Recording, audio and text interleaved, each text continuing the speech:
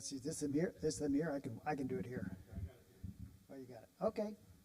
All right. Hi, everyone. I'm Tom, and I'm part of this newly formed safety team. So the idea was, let's go on.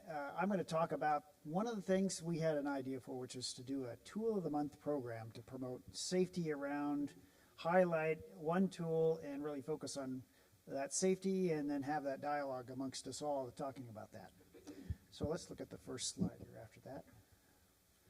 What I want to do is I'll introduce a little bit the, go ahead if we can.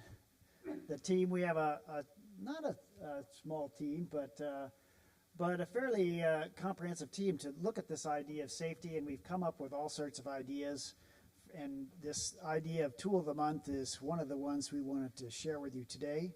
We'll be telling you about more of the ideas we've got as we go along, but it's the idea of we want to promote and expand our safety culture, because we have a fairly good group here now, growing all the time, and lots of enthusiasm. And we've done a great job with safety so far, and we want to continue that and maybe even be stronger. So we're working on a culture, this whole idea, we want to make safety more of our, just kind of in our bones, that we just automatically do the most safe approach to everything. And we have a huge variety of skill level. Now let's look at the next slide, because I think no matter what, we all have this idea that we want to be safe. And so, you know, everyone wants to be safe. No one wants to have an accident. Let's go to the next slide, please. And so we thought, okay, how do we help emphasize that? I guess we're not going to do slides. So my idea was to kind of share this first thing we're trying to do, which is called Tool of the Month. Now, what does that mean? What we had this idea that once a month we're going to develop a review of a particular tool. And we've had a lot of ideas. For example, hand tools. A chisel is one of the things that are most common woodworking accident. People get cut with a chisel, sometimes seriously. We thought, okay, we could have a program about chisel safety, and we can have a program about the joiner. We've had a couple of small accidents on the bandsaw. So what we want to do is every month get a team together, look at a tool, focus on how to improve it, improve our methods for doing it, improve the equipment, to say if we need new safety guards, new guide blocks, or whatever we need there. And then also look at how do we communicate ideas on increasing that safety. So we're going to do that.